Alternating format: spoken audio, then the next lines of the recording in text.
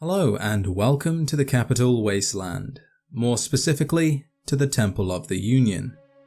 Throughout this runaway sanctuary are a number of small details that we can discover, and now that I present to you 5 secrets you may have missed in Fallout 3's Temple of the Union. Starting us off, we have the temple's furry friend Fourscore. This guard dog can be found wandering the various floors without a care in the world.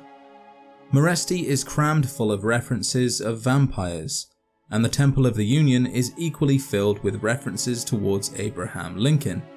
The first one of these being the name of Hannibal's faithful canine companion Fourscore. The literal meaning of this name is 80, and the words Fourscore were the first 2 words in Lincoln's Gettysburg Address. 77 years ago, our fathers brought forth on this continent a new nation, conceived in liberty, and dedicated to the proposition that all men are created equal.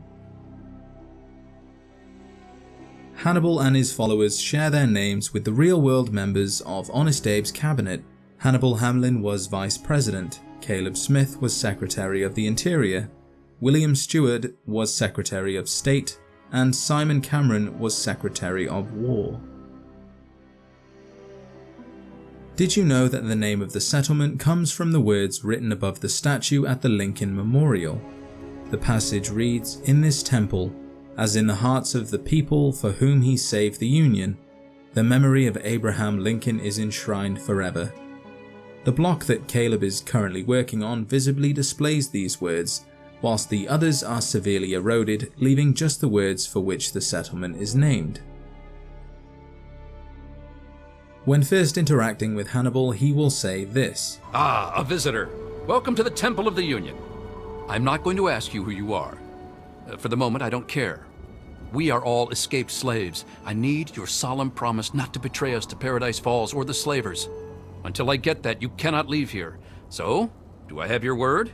Even though the gate is now locked and will remain this way until we agree to side with the slaves, we can just hop out of the window and safely land on the other side of the gate. Hannibal and the others don't acknowledge this. They don't turn hostile or anything. It's as if the developers simply didn't plan for the players to go with the option of jumping out. And lastly, we have Hannibal's speech that he delivers every day at noon, or at least he's supposed to. After 3 days of waiting, I finally managed to witness this magnificent display. Let me tell you the story of Abraham Lincoln. He was born a Tucketeersman. The truth of this mysterious title has been lost, but we know it was a great honor. As a child, he could not bear to see any animal chained or imprisoned. He was even known to set free the family Brahmin on occasion. As a youth, Abraham Lincoln fought raiders in the War of the Blackhawks. When the war ended, he settled down to rule the Lenoi, a small tribe of free men.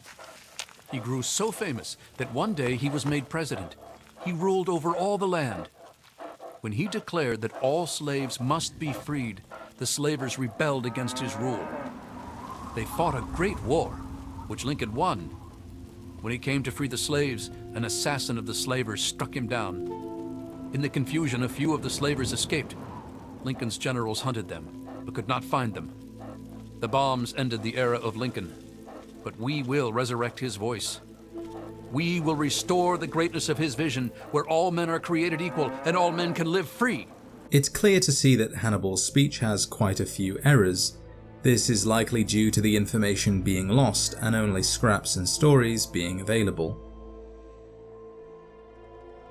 And there we have it, 5 secrets you may have missed in Fallout 3's Temple of the Union. Before you go, I would like to remind you of 5 things you could do to support the channel. Comment, like, share, subscribe, and enable notifications. Thank you for watching, and I will see you in the next adventure.